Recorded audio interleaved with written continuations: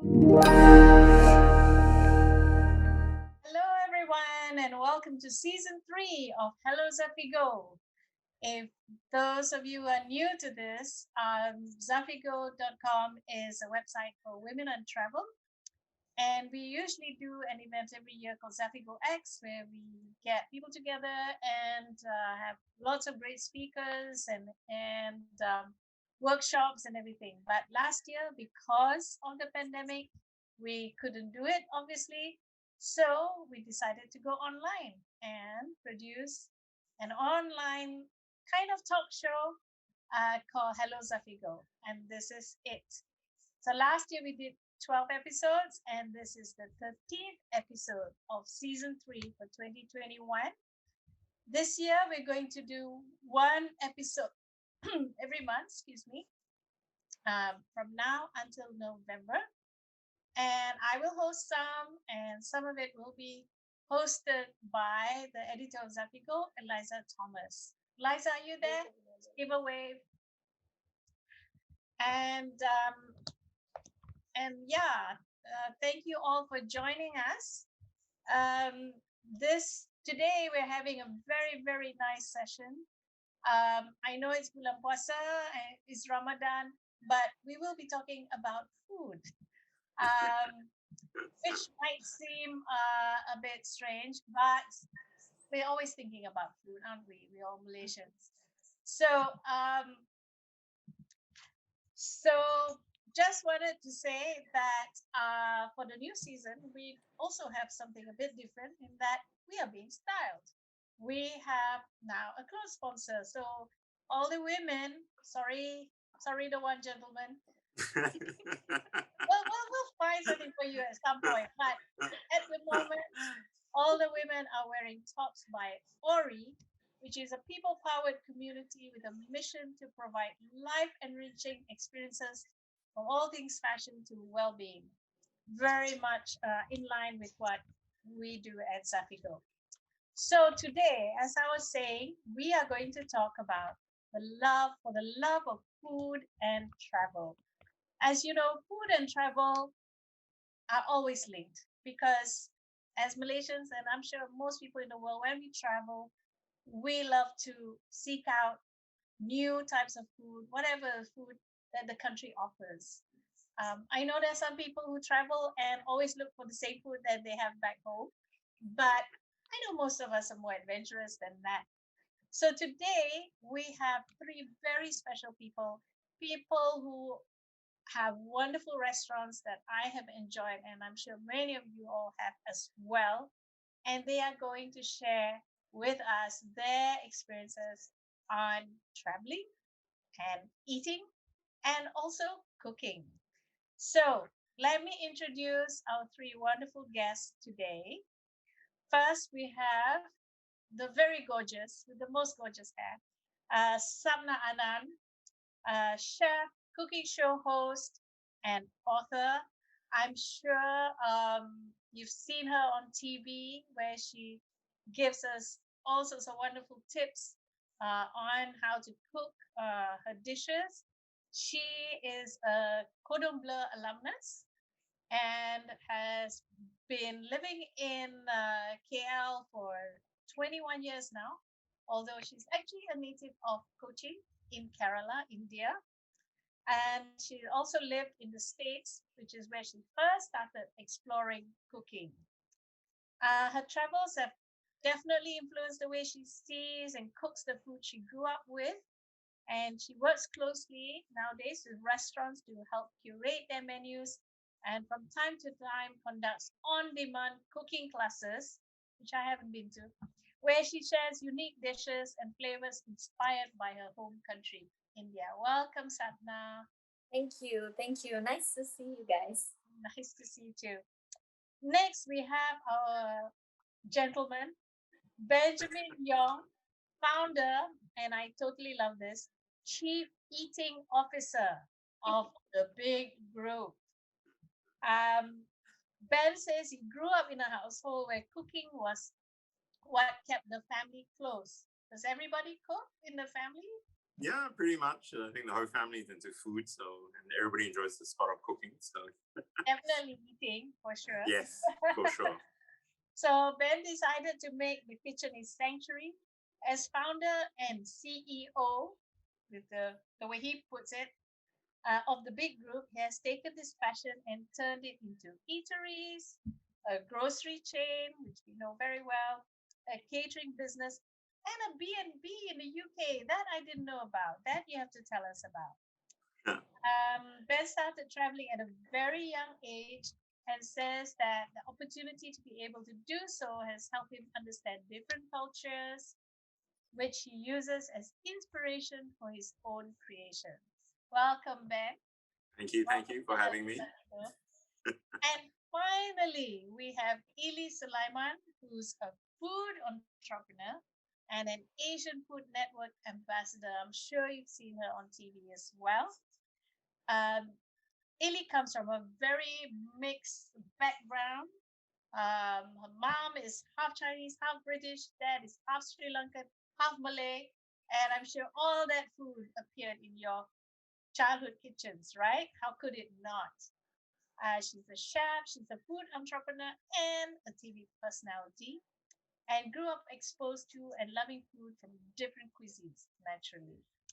Uh, while living in the UK, she worked at one of London's most prestigious fine dining restaurants, Mossimans. Wow. Where she gained professional experience in the F&B industry.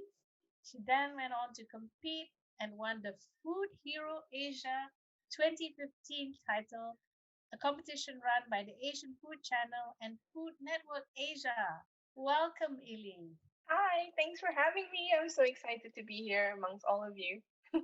Welcome to all of you. Like I said, I know it's fasting month, so it's a bit odd to be talking about food, but it's almost time to book out. So why not? It whets our appetite.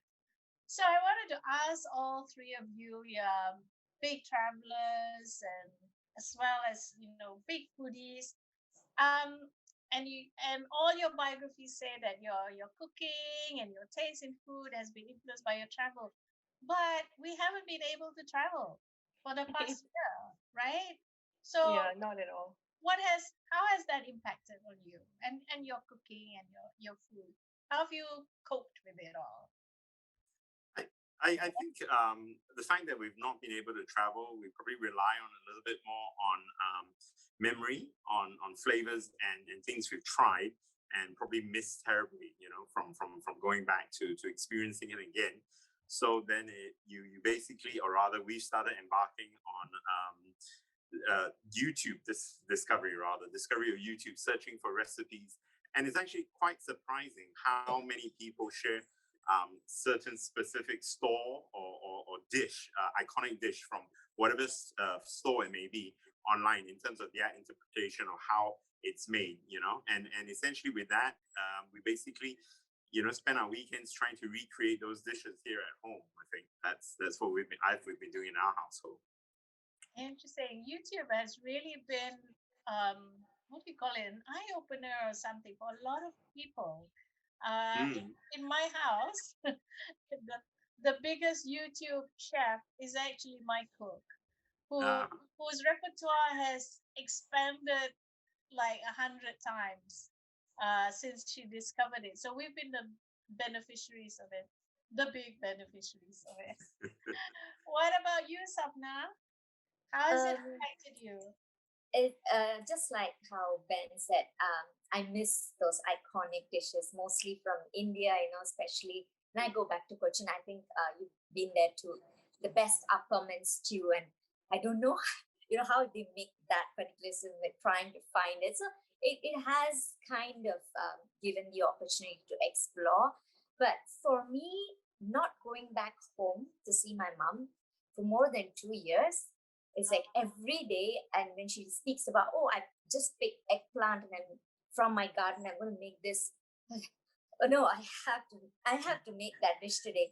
So I think that is what is really Tough. affecting. Yeah, the most is missing that home cooked food, which Yeah. usually, when you travel, you get to try. And And then, yes, of course, the comfort food when you go to different places. Whenever you travel, you know that particular place has this food and you really miss it. Mostly mom's food and my family's food. I think it's been hard for everyone who are separated from their families, Exactly. And no matter how much you try to make it, it doesn't taste like mom's ever. No, mom's touch is different, right? Yes, definitely. The touch is missing. That's right. Ili, what about you? So it's a funny story actually, because my husband and I, we travel not only just because the need of like having culinary experiences, but I really love music festivals, and my husband is, although he's an architect, but he also indulges in a lot of music as well. That's one of his passions. So we were just talking about it like a couple of months ago, how we miss a kap salon, which is a kebab salad that you get in Amsterdam in most of the kebab shops. And we were just like trying to describe the ingredients, and he turned around to me, he's like, you should be able to make it. And I literally got up and was like trying to use YouTube and try and figure out what the kind of spices because it's not a traditional kebab, it's something that has been inherited into the culture of Amsterdam. So it's kind of, so it's like really cheesy. It's got this like tomato based sauce, and we created it, and it was absolutely delicious, but it really brought us back to our travels, right? So I guess the lucky side of being married or being in contact or living with somebody who cooks is that you can have these adventures within your house, even though you can't really physically travel. So yeah, that's what it's been like. Actually, there's something I've always wondered about, good cooks. Is that, do you sometimes remember a taste or flavor and then try and recreate it, even though you don't know where the recipe is or whatever? I mean, I can't. I'm the sort. I cannot identify ingredients. Okay, I'm so amateur. I can't. But I guess you guys can. Yeah, we can. Yeah, and we do it very, very well. Like my mom is on. Hi, mom. Hi, dad. Both my parents are on. Actually, I have to see their name. So me and we travel a lot because my parents both work in the airline industry. And I remember at a very young age, like my mom would describe. Okay, get me to describe the different tastes of things. And I think that's where my training started. Like, what do you taste? Can you taste like saltiness? Okay, what kind of salt is it? Is it like soy sauce, or is it like like salty of the sea, like try and describe it. So as a kid, so I guess that kind of helped me propel to where I am today, I guess, in a way.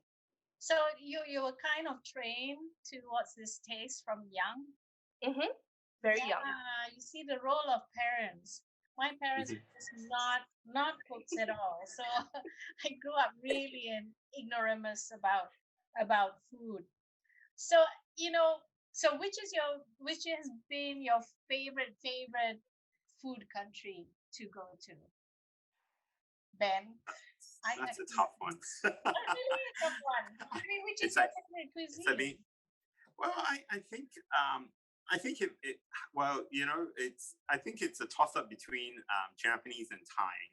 They're really extreme flavors. I mean, you've got Japanese who's all about subtlety and letting ingredients shine, and then you've got Thai food, which is basically a combustion of 20 million flavors in one mouthful. But I think somewhere between the two, that's probably why I like the extremity of both the countries, because they're very different.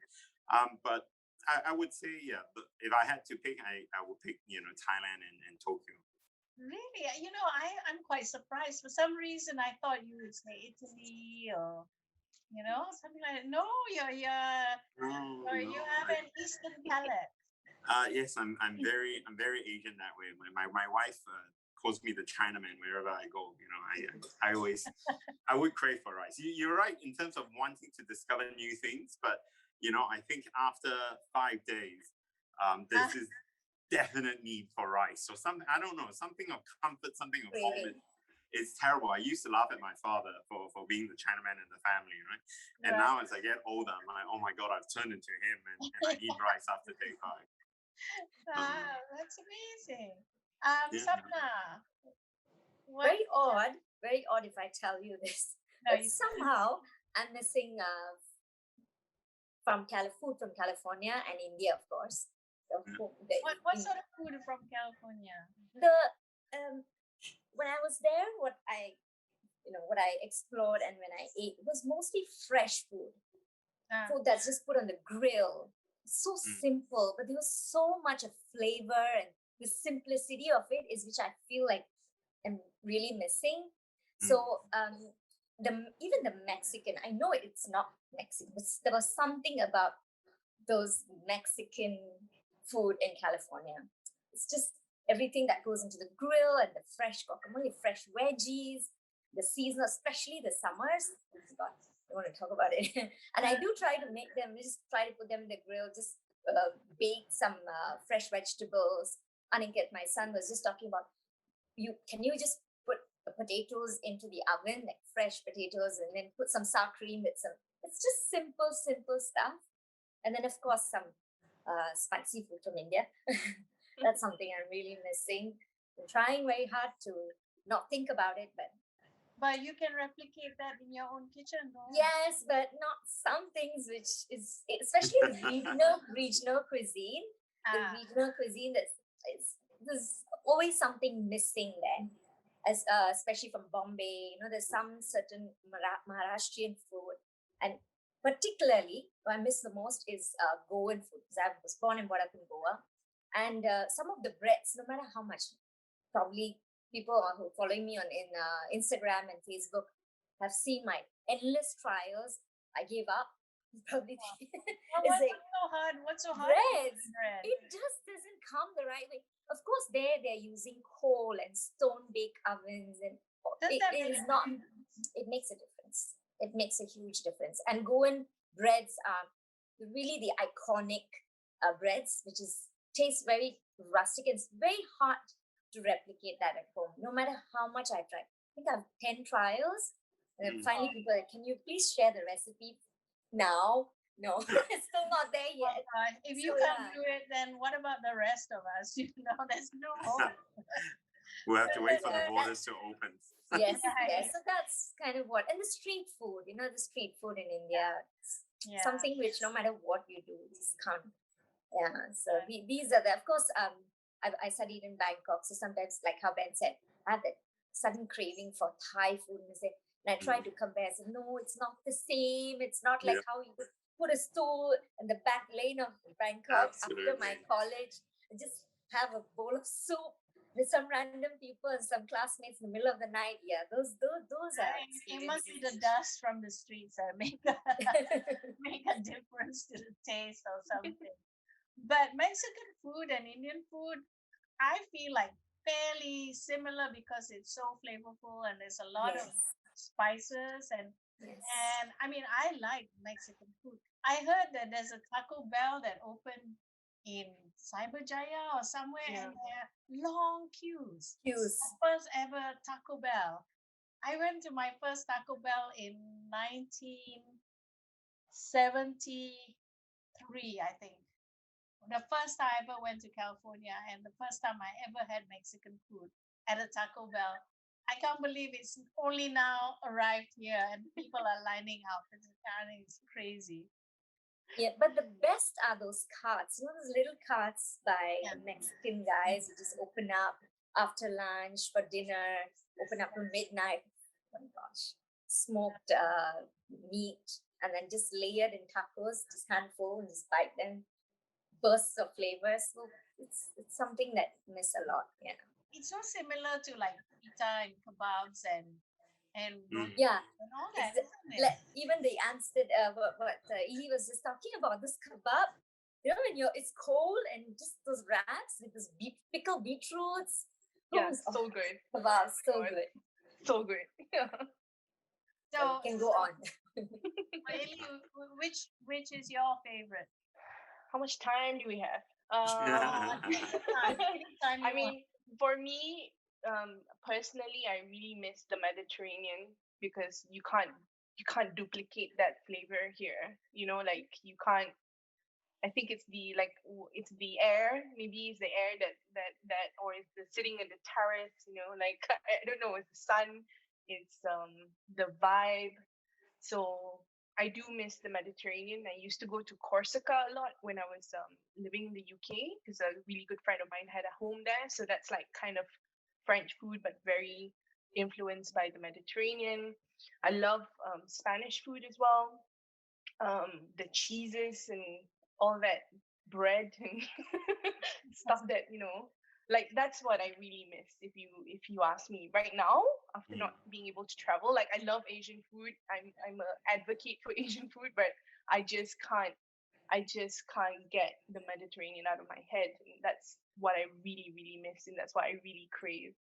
The produce, the olive oils, the really good stuff. And Yeah. it's supposed to be very healthy, right? Yeah, The they live forever. Mediterranean diet apparently, Yeah. yeah, will keep you going for as long as you want. But you know, when people talk about the Mediterranean, they're always talking about the northern part, the northern end of the Mediterranean, which is the European. Do the North African parts Yeah. of it count? Are they similar? But they're not similar, right? Not really, but there is a little bit of influence. But I'm talking more about Europe side because I feel like the African side, um, very similar. I guess not similar, but you can get that kind of spices. It's more lathered in spices. But what I really miss is like the freshness, like what Sapna says, the freshness of the ingredients. Like what's in season. When you go in the summer, what season in the spring, what you can get. And then of course the Mediterranean, you have a lot of seafood as well, which we can't really have access to here. It's very different. Like, yeah, so that's what I really miss. Even Yeah. the lemons are so good. I remember eating lemons like whole, and I'm not really a Isn't it lemon kind of sour? girl. Yeah, you just like sprinkle salt or sugar on it. Sugar lah. Usually you sprinkle sugar and you eat it. So good. Like it's just like mind blowing. Oh, they do a lot of Yeah. lemon, right? They make limoncello. Limoncello, right? That's what I noticed all the lemons with. So I mean, like the pandemic has really impacted restaurants, right? I mean, big time, really big time. It's so sad to read about all the famous restaurants that have been forced to close and all that. How do you see the scene here in Malaysia during this pandemic? Are we going to recover, or do you think? We need to recover. I don't think it's a matter of whether and everybody needs to chip in. Sorry, I just like jumped the queue. No, by all means. Yeah, I just feel like everybody needs. I think this is a great time for local support from the community in particular. Like this is the time where you should be, if you can have the means, like go and eat out in your favorite neighborhood restaurants, like support the makcik that sells nasi lemak in the morning and buy keropok leko for buka puasa. You know what I mean? Just like do as much as you can to support local businesses. Right. Yeah. Then you have restaurants. How's it been? It's challenging, I think. Challenging would be best describe the situation we're in. But I mean, it's. I think last year when there was a short break from the first round of lockdown, we saw quite a big bounce back. So I think that itself was very reassuring to know that things would resume to resemble some sort of normality when things settle down. When things improve, I suppose. So I think that's something that we're working towards too. And meanwhile, it's all about treading water and surviving. I think that's the name of the game. We're in it for the long haul. It's just a little bit uncertain. We're seeing numbers spiking again. So it's a catch-22 situation because as you try to be a what's the word, responsible individual, then you think, okay, we should stop going out as well. But then you flip the other way around and you kind of think, wait a minute, but we're also in the business where we require consumers to come out and support the business. You know what I mean? So it does a little bit of a mind trick, I think, for us. But I guess with that, we just try to be a little bit more wary and what's the word I want to use? Careful when we go about our day-to-day life. But we can't afford to just sit back and wait for something to happen, because it's not going to happen like that overnight, right? So from a restaurant perspective, it's just constantly evolving. As much as I hate that word pivoting, it was the most overused word in 2020. It really is about evolving the existing business model to adapt to what is the new reality, which is what we're going through now. You know what I mean? And tread water for as long as we can. Right. And have you had to close down any restaurants? I don't know how many. Yeah, we've ironically we've shut a few. It's more because of lack of manpower, if you believe it or not. It's we seem to have run into a kind of a shortage supply of human resource for some reason. So we've had to consolidate some of the stores for staffing purpose to keep them open. And you know, but I suppose the bigger picture is this, you know, working those relationships, a lot of it with the landlords, making sure that, you know, we're in it for the long haul.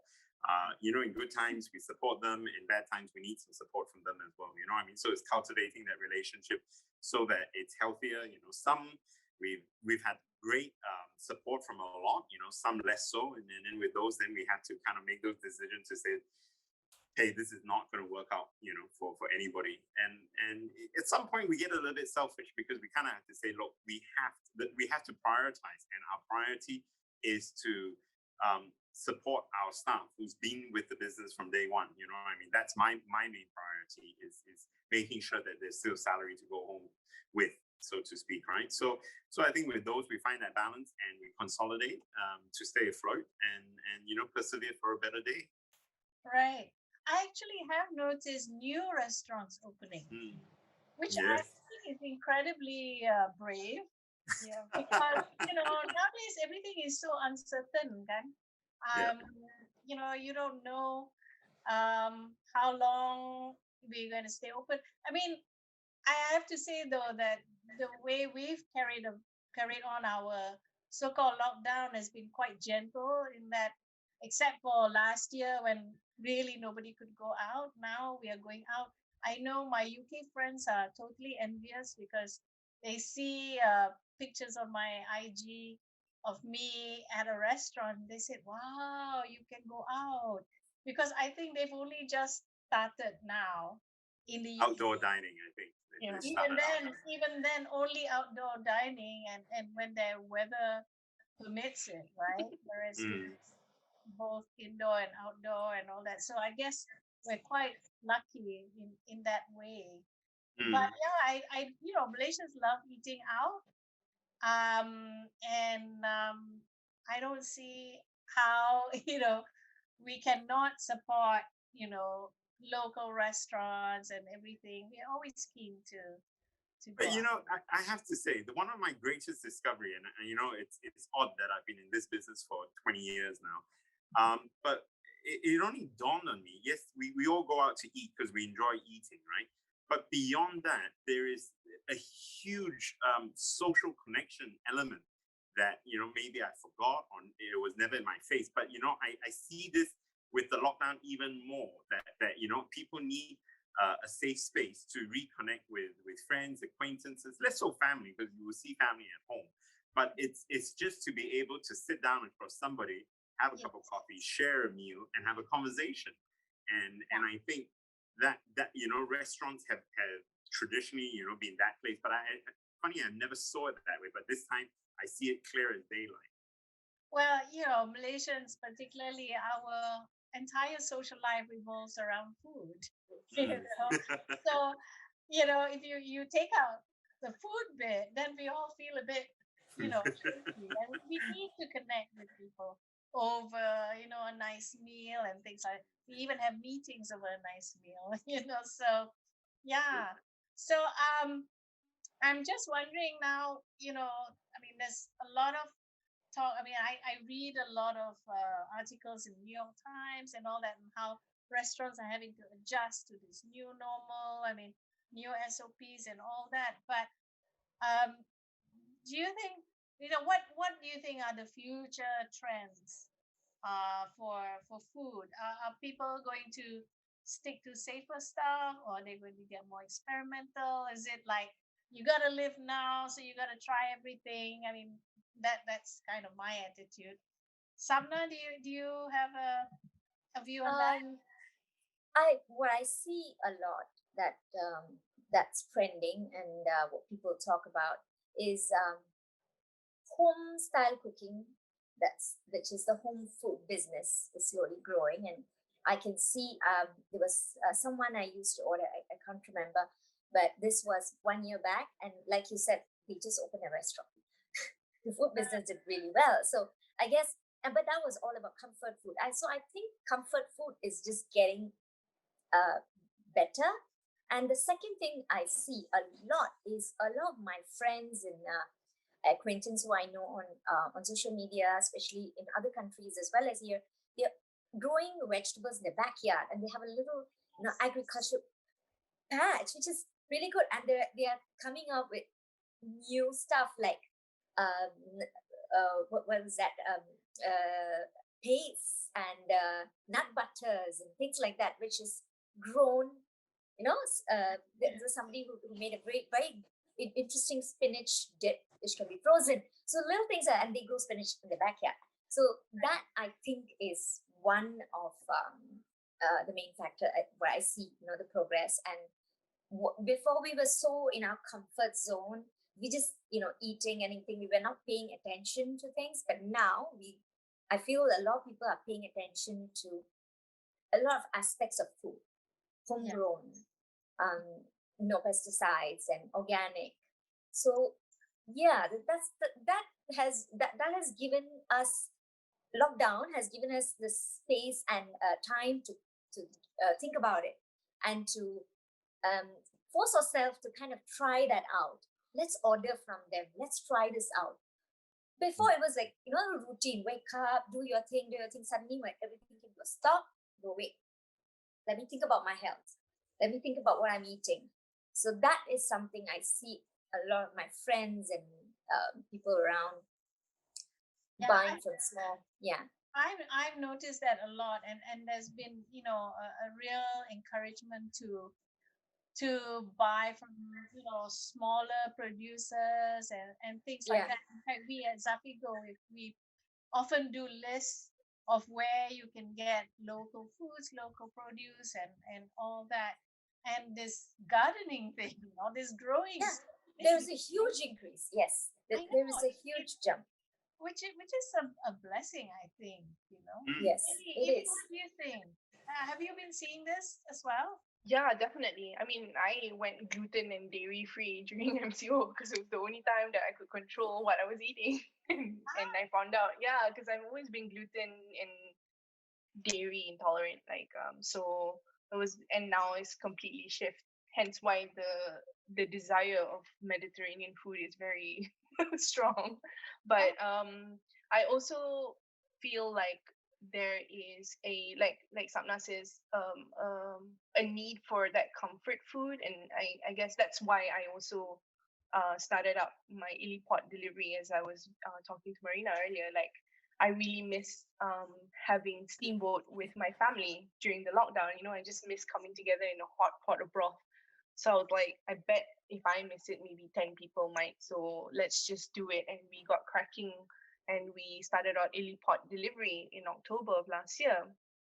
And starting to see that need of, a lot of people are actually still very wary about going out. And that notion of like staying at home is very comforting, right? And then, but giving them the opportunity of experiencing dining at home on a different level. So that's why we came up with the whole concept that everything comes in a bag, and you get to keep everything, and everything is reusable. So thinking about sustainability as well, thinking also about um, like providing really comfort food. Steamboat, hot pot is very comforting. It's a very, like, it evokes a lot of emotions. So yeah, I do agree on all the points. Like, it's what people are drawn to, and what is, I mean, after a year of being really disconnected, you always tend to go back to what brings you joy and what brings you comfort. So I'm no surprise that that's gardening, feeding the soul, feeding your, your instincts of like childhood memories and what you ate growing up. That's all coming back. Yeah. Right. So all of you have mentioned comfort food, but I'm not clear what exactly is your comfort food. So what's your comfort food, Ili? Rice, fried Rice? fish, sambal, kicap, and ulam. Oh That's my it. goodness. That sounds like my childhood. You know, that's all I would eat. And I was skinny as anything. I was too, but not anymore. Me neither. Me neither. Sapna, what's your comfort food? A bowl of fresh salads, I can go for that any day. But also, Healthy. yeah, I know. I always have about few dressings, homemade dressings in my house. But the one thing I can eat almost every other day is rice, yogurt, it's typical, and my mom's prawn masala. It's just prawns that's cooked until it tastes like prawn sambal. Ah, That's altogether, do you mean the rice, the yogurt, and the. it's mixed. Yeah, there's something about it. It's the how it's got to do with what I ate as a child. I guess that stuck to me. It stuck to me, and I do cook a lot of. I think on average of 7 days a week, at least 5 days, I cook Malaysian style. You'll be surprised. So Oh, that is again, I feel like that's comfort food for me. Just simple rice and Malaysian curries and yeah. But I noodles? try to find recipes. I try to buy paste from home chefs, who make curry paste and things like that. And try to, and from the market, the ladies selling there. So I try some of those. But I tend to go back to that a lot. Like you said, just fried fish, rice, and yeah, these are the three of my comfort food. I think we've gone back to simplicity, really, right? Simple, easy, Yeah. and we are, although it's lockdown, I think we're all short of time, always short of time. So always think about what can be done fast, easy, and healthy. Right. Ben, what's your comfort food? I mean, if I had to pick one single dish, I think Hainanese chicken rice. It's an easy go-to. It's Yeah. an easy quick fix, and it's yeah. That will be my go-to dish. But you know what's really been interesting as well is we talk about discovering our what do you call it, childhood memory, I suppose, is what forms the greatest sense of comfort, and we relate it through food, right? And we were stuck in Australia for the greater part of last year during the lockdown, and there's only so much Aussie food I could taste, like as an Aussie boy, sorry, as an Asian boy, Chinaman, that I started researching a lot more on cooking home cooking, I mean, whether it's nasi lemak, very simple dishes. And so I've had to emulate that because that's what I missed most, from home. Right. And so there was a lot more studying into how to do nasi lemak, but better. I mean, how do we improve the standard nasi lemak, so on and so forth. But like you say, it will never be the same taste as home, because whether there's a belacan that's from a certain village, you're never going to get in Sydney, for example. But if you find even a belacan block alone, you'll be happy it's Nari, so to speak. Right, right. It's really funny. It kind of reminds me of when I was a student in the UK.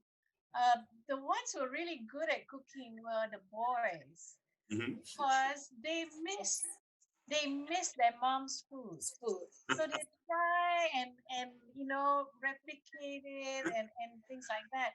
And the only thing is, once they came home, they stopped, and they didn't have to do it anymore. They had mom, and then later on Yes. they had their wives. But it was the nostalgia that spurred them to do Indeed. something about it.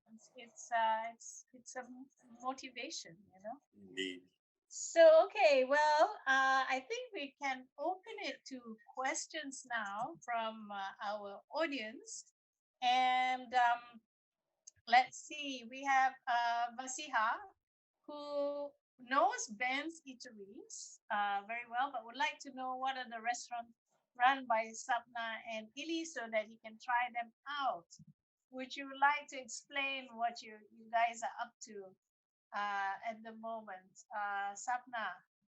I'm in collaboration with Sold Out Group, so I help them out with the Indian side of the menu. So you can come to Sold Out Harthamas. There's a little menu there.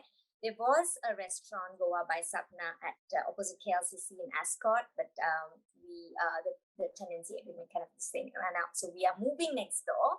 So very soon there's an interesting concept coming up. So at the moment, yes, restaurant-wise, I'm connected to them. If you want to try, there's a bit of a small Indian menu there, selected small comfort food Indian menu there. So you can come and try some of the food there. And another 3 months or so, we will be taking over a new space, and it will be not Goa by Sapna, but it's a very interesting new concept, which I'm kind of looking forward to. Yeah. Is that the one you said is next door? Yes. Okay. Yeah, next Yeah, door. where next door. exactly next Mark door? Mark Residence. Oh, Mark Right, Residence. yes, just below there. Oh, Yeah. oh, wow. Okay.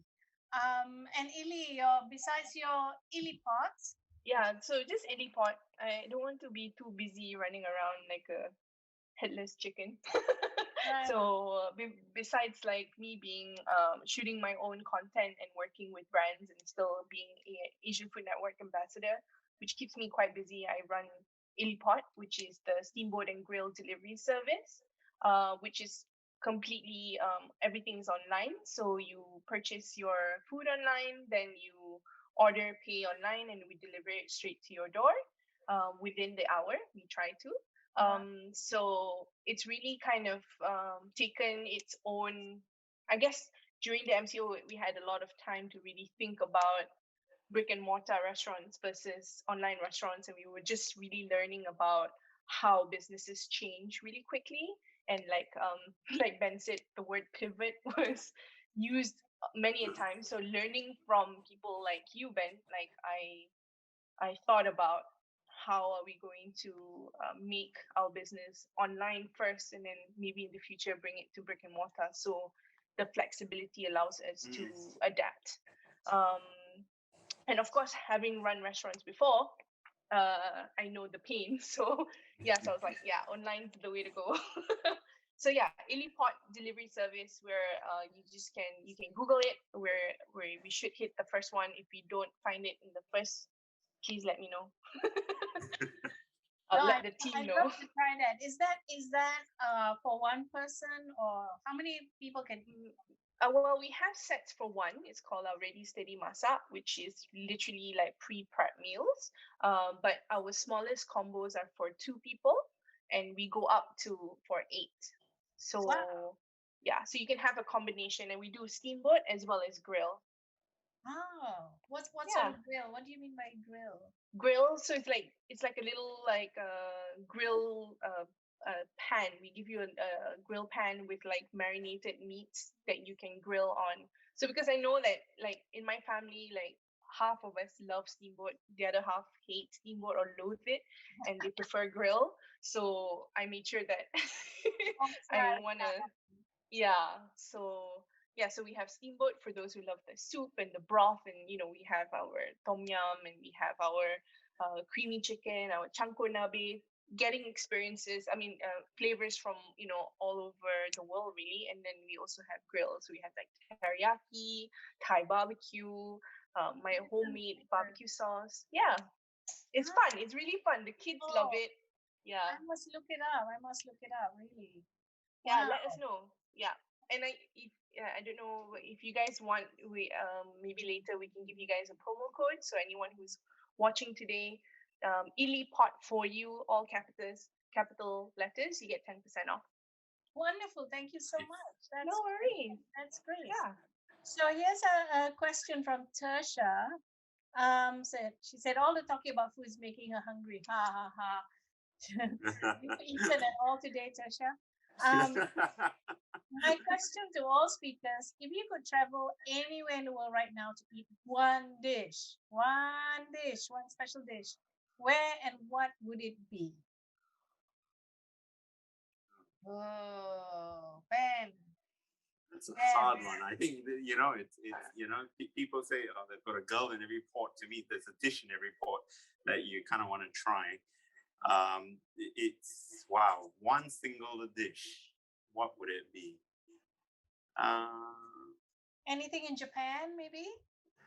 Yeah, it's funny. I was thinking that there's a particular sushi and a cuttlefish sushi at Sushi Tenzushi, just outside of Fukuoka, and that was the singular most spectacular bite I've had in terms of memory and in flavor and how it makes you feel. So I would say, right now that would be that one dish I want to go back to, because the sushi master is also, in his 80s. He's getting on with age, so I would really like to go back fast. Yeah, it's too bad we can't really go to Japan, I think, right now. No, we can't.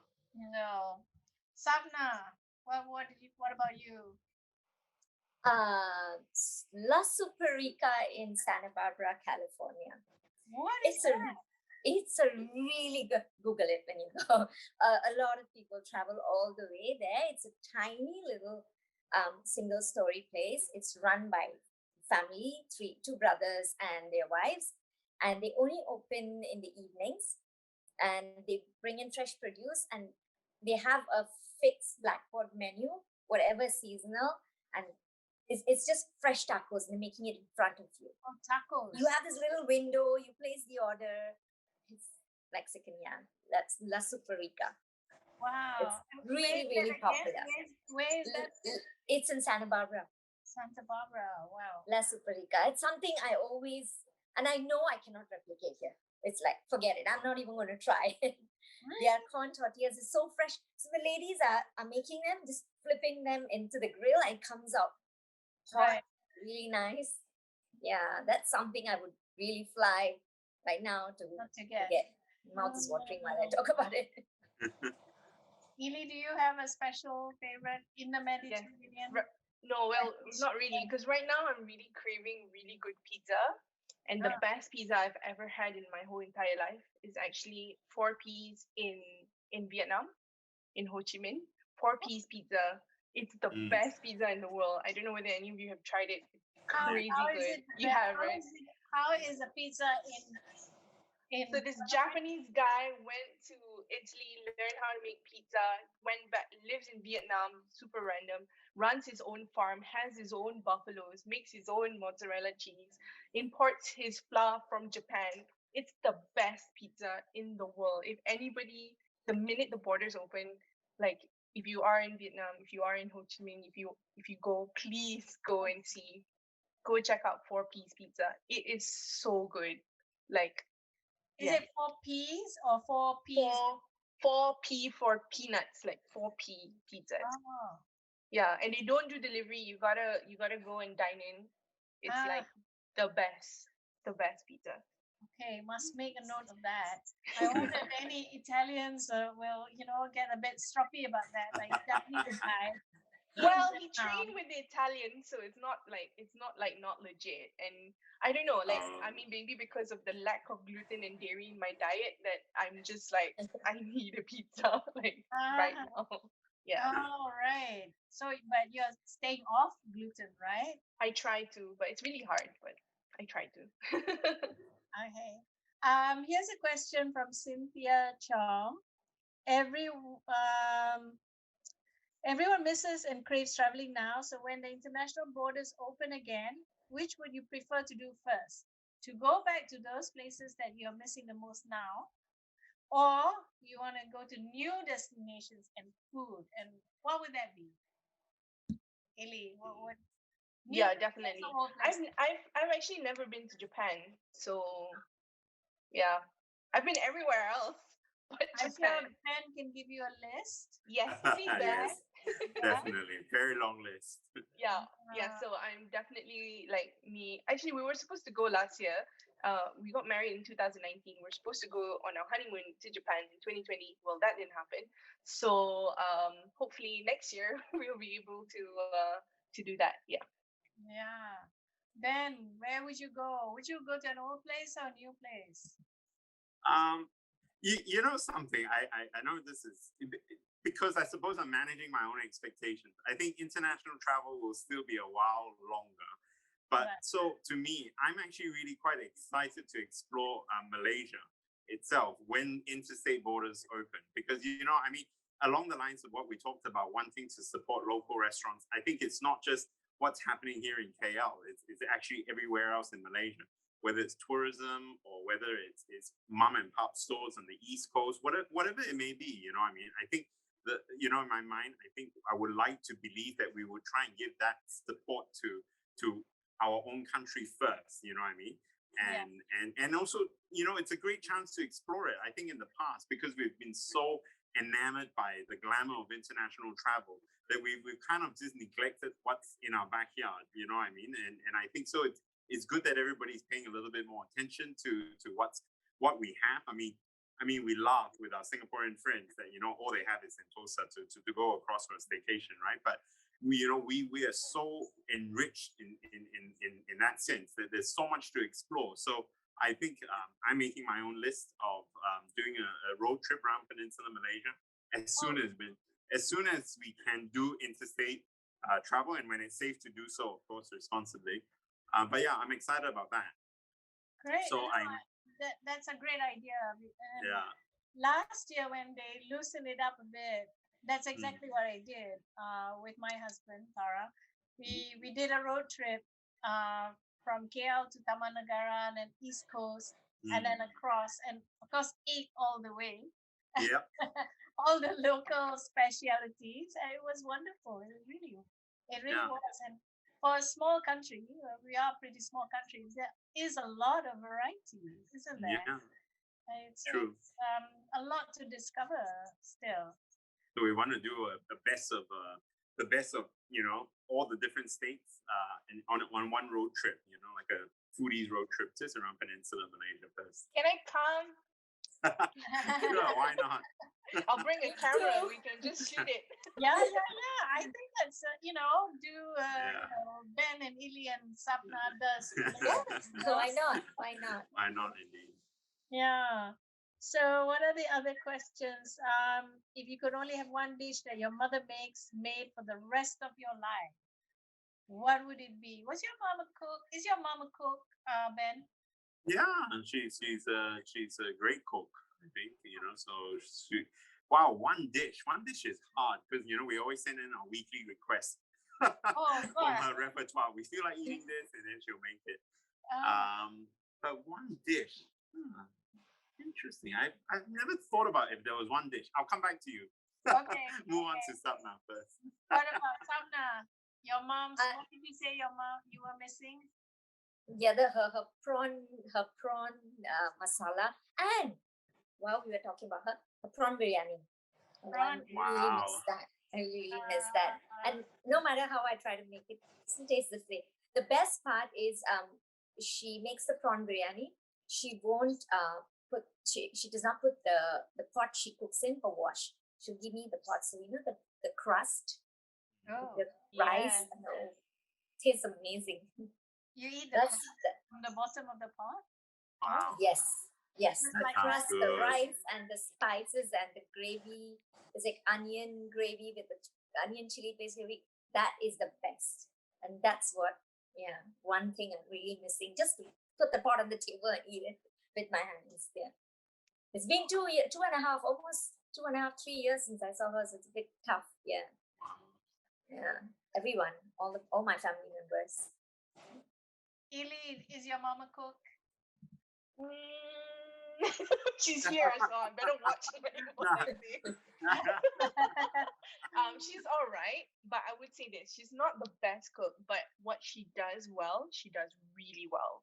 And my mom makes the best mango sticky ribs ever. I don't know what it's like a curry. I don't know how she came up with this. I think we were desperate for some. Yeah, it's like a curry, but it's very thick, and she cooks it for a really long time.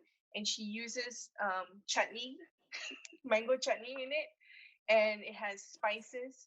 And you can eat it with rice, you can eat it with bread, you can eat it with pasta. It's so good. It's not in any way Malaysian. I think it's like a mash of our lives because it has spices, it has curry powder in it, it has chutney, it has ribs, it has Awesome.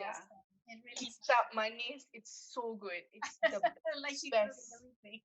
Mommy, she's online. So Mom, can you please make it soon? Because I miss it. Okay.